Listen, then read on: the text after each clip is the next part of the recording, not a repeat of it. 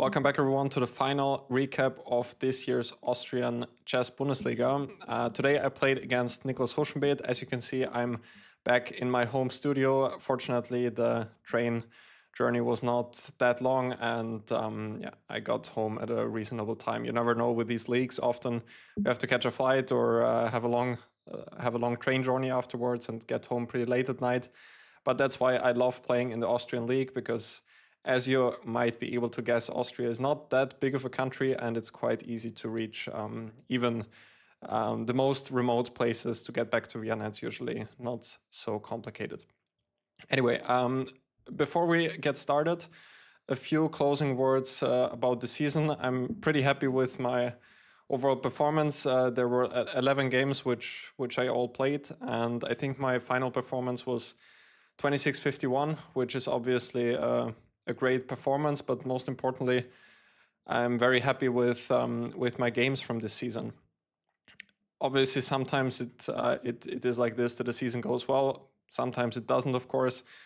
Every experienced league player knows that already. I was fortunate for this season, but I don't know what to say. I'm just happy with the result overall. Also with the team result, it was a bit unfortunate in the end that we could not fight for top 3 placement anymore, even though we won our match today. But looking at our team, at least at the rating, if we compare it to other teams, we're actually not such a huge favorite, but we have a very good team spirit, and we always play pretty well together as a team. So it's always a pleasure to play for my home club, and I'm really looking forward to the next season already, which unfortunately we all have to wait for now like half a year, I believe. Yeah, so today was the last round, and actually I played on board number 1, I think for the first time in the whole in my whole life in the first Austrian Bundesliga. I think I never played on board 1 before. And the reason was that our board 1, Tamás Banus, I'm actually not so sure if he had to leave or if we just wanted to switch the lineup. For me, it was obviously not so great, because then at the end I actually had 7 black games this season and only 4 white games. But still, my performance was pretty good, so I guess I'm not really complaining after all. But of course, it would be nice to at least kind of have the players' colors equally divided up. But in team competitions, you cannot always just choose that. Sometimes it is what it is. Yeah, today I played against Niklas Huschenbeth, who some of you might know back from the Chess24 days. He was one of the first people there, as far as I'm aware. It was also when I was growing up, and when I was like around 10 years old or so, or 11, 12, when Chess24 was quite big. And I remember that Niklas was recording a lot of videos for them and doing a lot of streams. And he was always someone I looked up to in that regard, and obviously himself a very strong player. He was Hikaru's second for not this candidate, but the one before that. I hope I'm not leaking anything here, but I think that this is I hope that this is public knowledge at this point, and has been a 2600 player for many years now. But we never played before, and it also came as a surprise for him that I'm playing on board number 1, which was obviously a pretty big advantage for me, because I was able to prepare a bit last night, and he most likely prepared only for Tamás Banus, who usually played on board number 1 in this final weekend. Yeah, Niklas is purely an e4 player. Also, today's analysis, like we did in the last few rounds, is going to be purely my human understanding and no engine whatsoever. I did not even look at any evaluation for today's game. I have no idea if I missed a big chance or not, but maybe we'll find something out together in this recap. Yeah, Niklas is purely an e4 player, and again, like in the previous game against Antal, I also went for e5. And I expected 2 things. The first one was the Italian, which he also played, and the second one was also the Rue de Pes.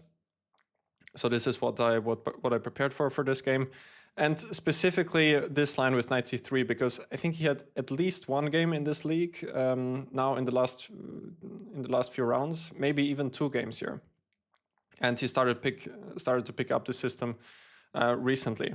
And I chose this move order with bishop c5 in this game. In the World Cup, for example, I started with knight f6 against Lupulescu, which I then regretted because he came extremely well prepared with knight g5. So from now on, I think usually I'm going to start with bishop c5 in most of my games, because I'm not really that scared about all of the sidelines like the Evans Gambit and c3, d4 and those type of things. At least if I play the systems with bishop c5. Obviously, if you want to play with bishop e7, then you need to start with knight f6 before. Yeah, and one upside of starting with bishop c5 is actually if white now plays d3, Niklas started with knight c3. If I play now d6, now white actually cannot go knight c3 well, because I have knight a5. I'm still not so sure that this is common knowledge at this point. I had a game here among others against Etienne Bacot in the 2024, I think it was, European Blitz Championship, where I was able to win. And this line is basically killing it, I think, for white with knight a5 at this point. So already here, many players are going to run into this. So especially if you see your opponent always likes to play this line with knight c3, it can be quite a nice idea to choose this move order, because now knight a5, if white goes bishop b3, we basically get the same system, just with reversed colors. This is exactly what white wants in this line. Like here, if black goes d6, white usually goes knight a4, and then tries to play for the bishop pair. They usually wait with taking for a few moves, but you get the picture. So yeah, starting with d6 here is a cool idea. I think that also Hari Krishna, who I was a second for, had a game against Abdus Satorov here, and also got a pretty good position out of the opening. Yeah, so he won knight c3. I think this is what he still knew. And after d6, now knight a4. Also played with reasonable speed. This is the only way how white can try to get the line which he wants, but I do have some extra options because my knight is not on f6 just yet. So I played bishop b6 here. I didn't prepare this line that much because somehow I had a feeling that he probably won't repeat it, since he has played it before in the last games. But I did have this prepared for some time now, I think even for the 2023 World Cup, and I never had a game here, so it seemed like I should go for this. If you're interested in this line, I can also recommend you to check out queen f6. I've also looked at this at some point. The idea is now to develop with knight e7, sometimes h6, knight g6, and knight f4 at the right time. Also bishop g4 is obviously an idea. And if white takes on c5, those doubled pawns can be also quite beneficial sometimes. I could even imagine that black could maybe at some point think about queenside castle. And this is also objectively very playable. But I went for bishop b6. Now he took on b6 and went d4. Still, if white goes d3, I think I will have knight a5 in this position. Another plan now which exists, if I don't have the knight on f6 here just yet, I think, for example, after a3, this is one possibility maybe that I could go now h6, and if white plays slowly, then with knight e7 or queen f6 even first, and then knight e7, knight g6. These can be some extra options in some of the lines. Yeah, but he went for d4, which is definitely the critical move in the position, and also what I remembered. This is, of course, one minor downside if you don't start with knight f6, because white didn't play d3 yet, and they can try to get some space with d4. Bishop g4, I was still in book here. This is what I still looked at, and he was not. Now he played bishop b5, which is definitely not a critical move in the position. I still remember that d5 is probably the critical move, but I also have seen that he had a game recently in the German league where he got a similar structure and didn't fare so well and got a worse position. And as far as I remember, the computer gives some slight edge for white here at first, but I don't really believe in it. So something like this could happen, for example. And then h6, knight f6, short castle is coming. And at some point, knight h7, f5. It just looks like a great King's Indian to me personally. I think there was also even the plan, like let's say white castles here to go knight e7, to go knight g6, then knight 8 e7, short castle, and then immediately f5. Those are some of the ideas here. I think that another critical move might have been h3, when I guess if I go bishop h5 now, then after d5, knight e7, my bishop is a bit misplaced, and maybe white could even try to play g4 at some time and argue that the bishop is misplaced on g6 in some positions. And I think that I looked at some position like this at some point. Something like this could come out where visually it looks like white may be a bit better. Maybe practically it is also the case, but back when I analyzed it, I thought that it should not be a big deal because white also has some problems with the pawns on the king side. Bishop pair can be nice, of course, but if I get my knight to f4, which is not so easy to stop, then black obviously also has some trumps going for him. But those should be the critical moves here, I believe. Yeah, my opponent told me, I think that he was considering knight f6, was it here? d5, knight d4, and queen d3, queen d7, and he thought that I have a double threat of queen g4 with a double attack, and also at some point b5, I think. But of course, opponents on h3, this is just something he missed in his, or forgot about in his calculation. And here, I think the only point was that c3, b5 is there, but then we concluded in our analysis that white can probably start with a move like a3, and then the knight on d4 is probably in a lot of trouble, and at some point c3 is probably going to work. Anyway, he went for bishop b5, which loses a lot of time. Now I have to take on d4, otherwise d5 is coming, and I'm pinned. Queen takes d4, now knight f6. I don't really want to take on f3 anyway. I think like here he will take back with a pawn, but then this position he will get the g-file, maybe even castle queenside at some point, and this could be a bit unpleasant here, with rook g1 coming. So I went for this, knight f6, and now he went e5 after a lot of thought, which is probably an important decision for him to make, because otherwise he's just losing a lot of time. Like if he moves with a queen, then I can probably just castle here. Maybe there are also other options, but it just looks nice for black because the pawn on e4 can maybe be attacked. Maybe rook e8 immediately. White still has the bishop pair, but it just seems like black is so nicely coordinated and has such a healthy position that should not really be a big issue for black. Maybe at some point some knight b4 ideas can also exist, even though there's still queen c4 here, I guess. Yeah, but he went e5. Now I have to take. I still spent some time here because for some reason I needed a lot of time to figure out that queen e7 short castle is just bad for me. Because I still cannot take the queen because I'm pinned, and if d takes e5 now, then knight takes e5 is probably quite unpleasant because there's a lot of pressure here. My king is not castled yet, so this doesn't look great. Another thing I think I was considering was bishop takes f3 here, because if g takes f3, then queen e7 will work. At least I thought. And now I'm actually threatening to take on the next move, or with the queen. But the problem is that he can take on f6. Now I was considering short castle, which is a funny move because my bishop is hanging, but he cannot take it because his queen is also hanging on d4. And if he takes on c6, then I can take back with the bishop, and the bishop is not hanging anymore. But all of that just looked very strange. Even this position, I mean, he has this pawn on g7. I just thought like maybe this can work for me, but it just looks unnecessary to allow all of that. And secondly, then like my main problem was if he just doesn't take but moves the queen somewhere, it just looked very dangerous. So I decided to take on e5 and now spent again a lot of time on king f8 because king f8 is a bit of a risky move in general, because I realized that if I make this move, I'm definitely never going to castle again. But also it's quite difficult to get my king to safety because I need 1, 2, 3 moves in most cases, because g6, king g7 is never coming, since he does have the dark squared bishop and I don't have it anymore. And g6 would just weaken all of the squares. The other option I considered was queen e7. And I guess that this is still also okay for me, but I just didn't like that this could come out and then knight e5.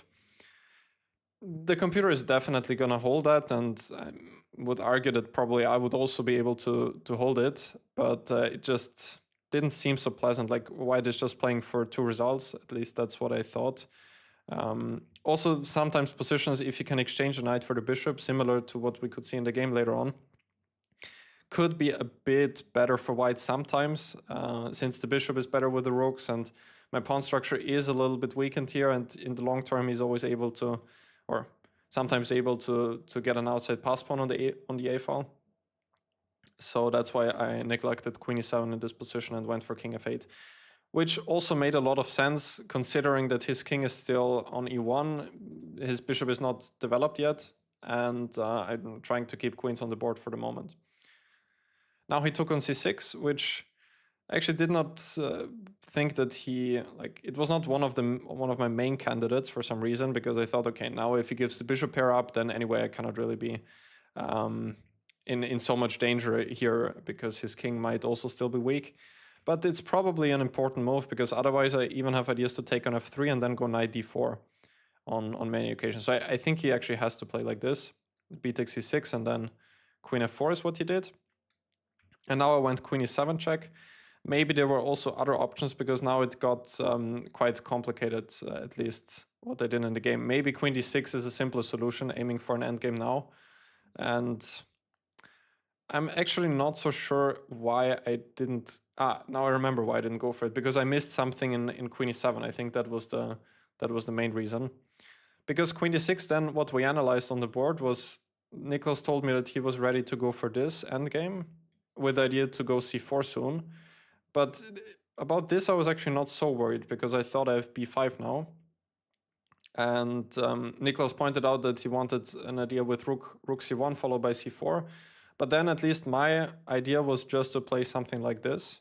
And this position we still had on the analysis board. And my claim was that black should be completely fine here, because the knight on d5 is strong. I can protect the c6 pawn with king d7. Rook b8 is coming. I have a lot of play on the A and B file. Obviously, his pawn structure on the king side is also not great. The bishop on g3 is not a great piece either. So I thought that this should be definitely okay for black. That was my evaluation. Yeah, but since I spent also quite a lot of time on the previous moves, I think I just wanted to go for a decision. And queen e7 also didn't look like a bad move, but I still don't see a big problem with queen d6 now. I think it should also be a decent move. He went bishop e3. Now I took on f3. I want to get knight d5 in, but my bishop is still hanging for the moment. I was looking at other options how I could get it. h5 was one of them, but now I thought he has knight e5. And now I also cannot play knight d5 anymore, because he has knight g6, and my pawn is not on h7 anymore. So Niklas also suggested bishop h5, but it also looked... I didn't even really consider that move. It is preparing knight d5, but it just looks a little bit slow, so I didn't really think about it. I took on f3, which is a forcing idea. Queen takes f3. And now I went for queen b4 check. And after c3, now queen b5, which looks a little bit strange, but my conclusion was that queen takes b2 might be a little bit too dangerous after all. And if I want to exchange queens, then you might ask, why don't I do it here? I wanted to get my queen exchange on b5, so that I can repair my pawn structure, at least, kind of. I would prefer to have the pawn on b5 in most cases. And some endgame like this, I thought could be like unnecessary to allow it at least, and white might be a tiny bit better here. That was my conclusion. I don't know, for example, like f3. I don't know where the knight is going, maybe here. Now that I look at it, it actually doesn't look so bad for black, because I can also become quite active with knight c4. I don't know if f3 has to be played, maybe king e2 first. And generally, just with the idea to play a4, maybe b3. At some point also b4. I was just thinking if the knight could come to c4, but that's probably anyway not so likely. So this would be the main plan: a4, b4, a5. And I thought that the bishop is just better in this type of position than the knight, because the knight also doesn't really have a clear outpost. It would like to get to d5, but white can always kick it out with c4. So I went for queen b4 check. He has to go c3 now. Right, what I missed was that my original idea was, I think, to play knight d5 now. And after short castle, knight takes e3, and I thought he has to take either with the pawn or with the queen, but I missed that he has rook e1, and after that it could be a little bit unpleasant, because he can take back with the rook, and my king is still quite weak. Otherwise, something like this I was not really worried about, because I thought I could be in time to bring my rook out via h6, or even g6, king g7 at the right time. Maybe I'm going to protect the pawn first, something like queen e6, and I just had the feeling that this should be fine, but rook e1 is unpleasant. So I went queen b4 check, c3, now queen b5. After queen takes b2, I was worried about this position in general because I'm losing a lot of time here. And like now, I'm not so sure which rook. Thinking about something like this, rook c1. Then he can take on c6 next. After that, c7 is falling at the very least. And maybe it's also still okay, but it seems still quite difficult to get the king to safety because it's going to take some time to get it to h7 or something along those lines. I've also considered here the move knight d5, but then I thought bishop d4, and it's kind of a similar story that my king is just weak. Of course, I won a pawn, but I didn't think it was worth it here. So I went for queen b5, and now he went queen e2, again offering me to go into this endgame, which I did not want. And that's why I went knight d5 now. I'm really curious at some point to check this endgame, like if it's just going to be complete zeros or if I'm actually right that white may have a tiny bit of a pull there. Or maybe I'm completely wrong. Maybe black is playing for something, but yeah, that I don't really believe. So I went for knight d5. Again, the idea is if he takes now, I will actually have the outpost for the knight. I can strengthen it with c6 next. And I thought in this endgame, I don't have any problems whatsoever. Like if white is not careful, then it could even shift to my favor just because the pawns are on dark squares now, and I could have some light square strategy ideas later on. But he went for c4. An aggressive player like Niklas is, he went for a combination which sacrifices a pawn. Queen b4 check now. I had to calculate all of this already a few moves before. At the very least, when I went for queen b5 here, more or less. I mean, there was still the option to take on e2, of course. It was not like super forcing, but as I said, I didn't really want to go for that. So c4, queen b4 check, bishop d2, this is all forced, now short castle. But now the main difference is that I will get my knight to e6 because I have knight f4.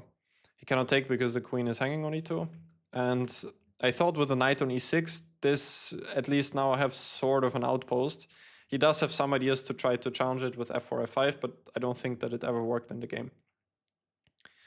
I was also looking at some other ideas, but I didn't like it. One of them was rook e8, queen d3 is forced, knight b4, but now queen d7, and I was looking at this, if this could be some repetition, because white cannot take immediately because the bishop on d2 is hanging, but he can take on b4 first and then on c7.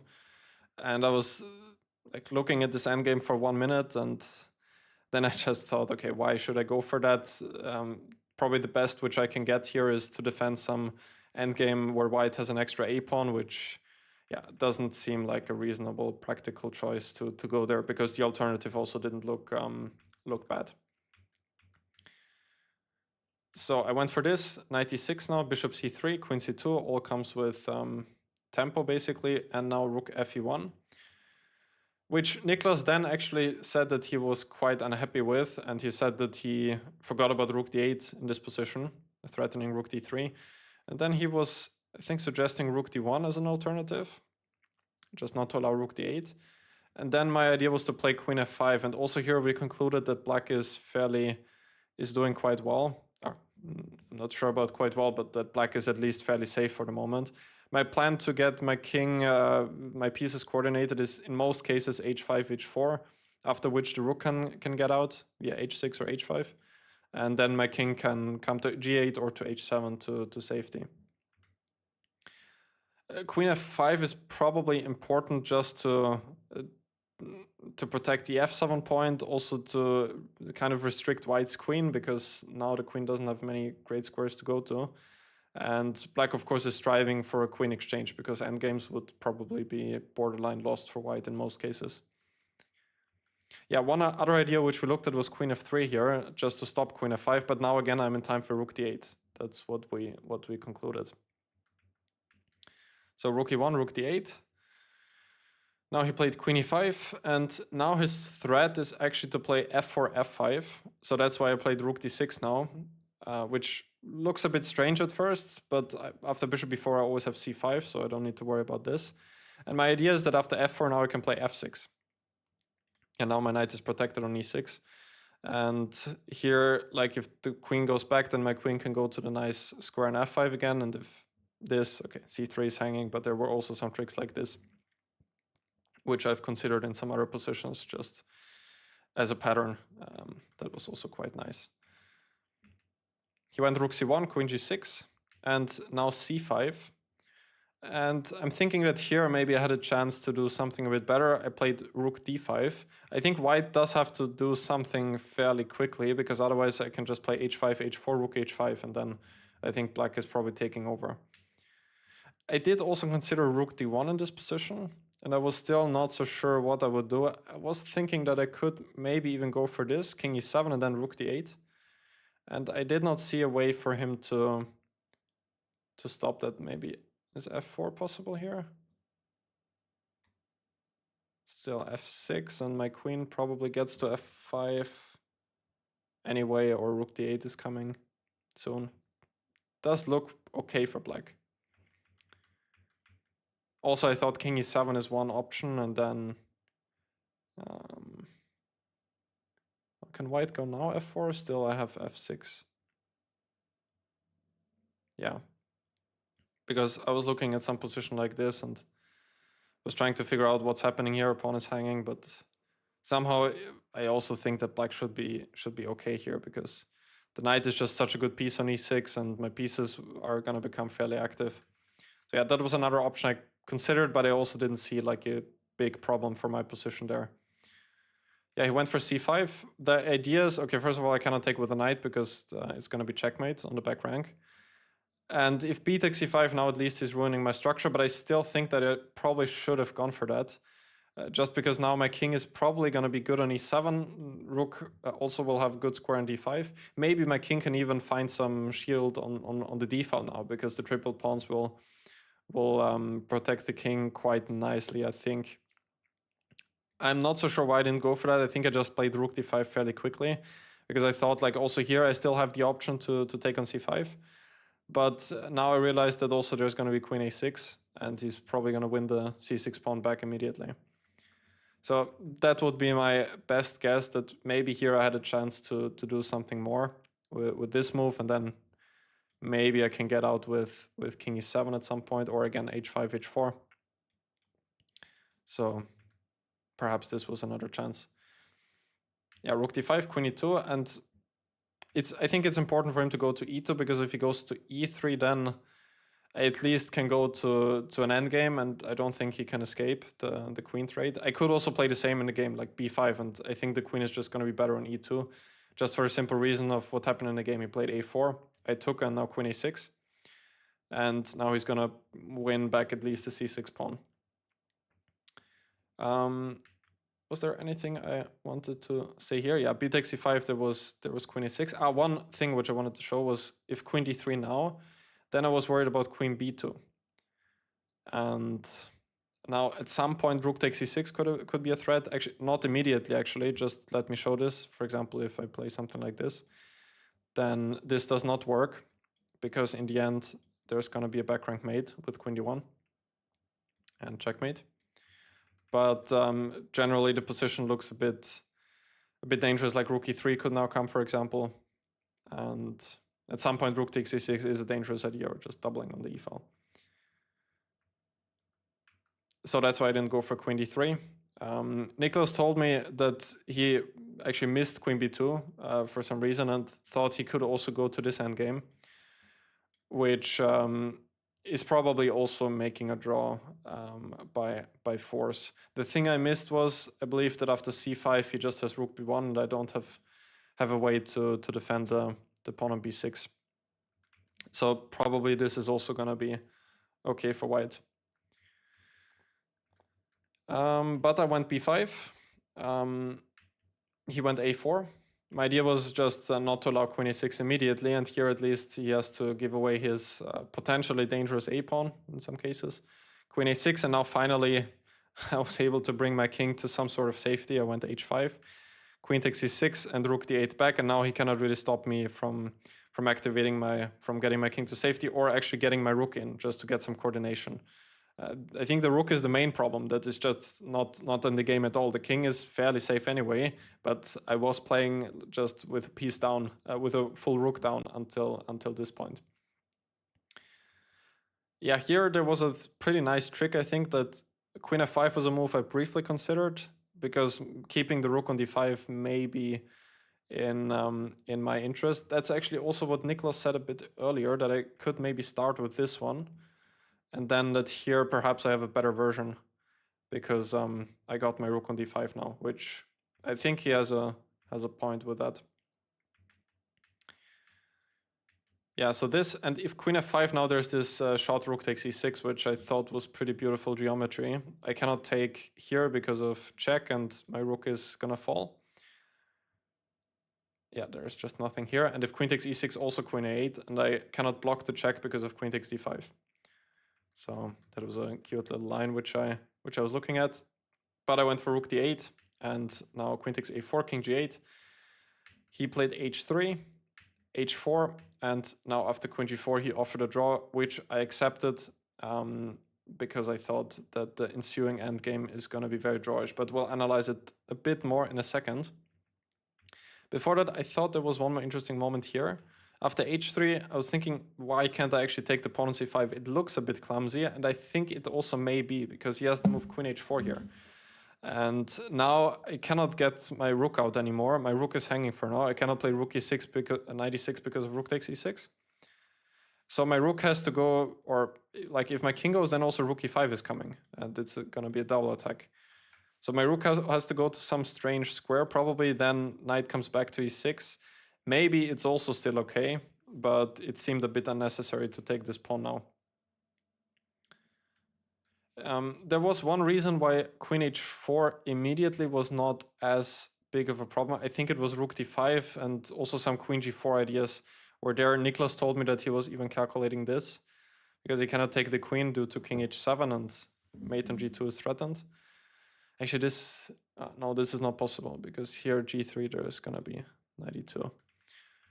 But like we were then talking about here g3 for 1 minute, but then we just left it. It's been a long day, a tough work week, so we just left the line. I'm still not sure what's actually happening here, but our conclusion was that maybe rook d5 is anyway a good solution here, just preparing ideas with queen d5, and or also king h7, and it seemed like black's position is perfectly fine to us. So h3, h4, and now queen g4, fairly important move, I would say, because otherwise I'm already in time for rook h5, and I have some ideas with rook g5 also to play for an attack. So I think now is the time for him to go to an endgame. And I think that it should be just a pretty clear draw. Like if one side can do something here, it's probably black, but I just didn't see any clear see any clear path. Like I have to go to this endgame. Now I was considering h3 when you probably can even take here, but I was not so sure about g3 when this pawn could also become a target. And if knight g5, I think he still has rook e3 here. So I was not convinced by this. And if rook d5, which is maybe the best try, then I just think that white has probably many options. It can go for rook e5 or bishop e5. Like whenever I take the pawn on e5, the pawn on c7 is also going to fall. Maybe something like c6 as well. I don't know, king h7. Pawn on c6 can, of course, be a little bit of a target, but the bishop is just pretty good, and not so sure what exactly white does now. Maybe some bishop e5 somewhere. Probably rook should stay on c1. Maybe something like this. But still, I mean, if someone can do something, it's probably black.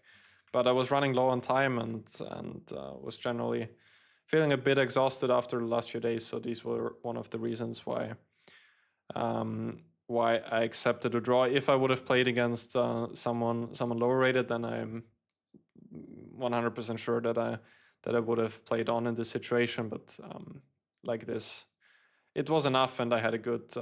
I wanted to get a good finish for the season. I don't know if that makes sense, but I hope it does. Anyway, that was it for today. That was it for the Austrian Bundesliga 2025, 2026. I hope you enjoyed all of the recaps. Thanks to all of you who have been following along and enjoying the no engine recaps. If you enjoy them, still let me know in the comment section down below, and I will try to keep it up for my upcoming tournaments. Anyway, I'm planning to record a few more videos in the next few days. Hopefully, I'm gonna definitely aim to put out the best opening ideas of the FIDE Candidates tournament. No promises that I can do that I can manage to do other things apart from that, but I just wanted to say that already for those of you who are waiting. This is gonna come fairly soon. So thank you guys for watching, and I will see you soon.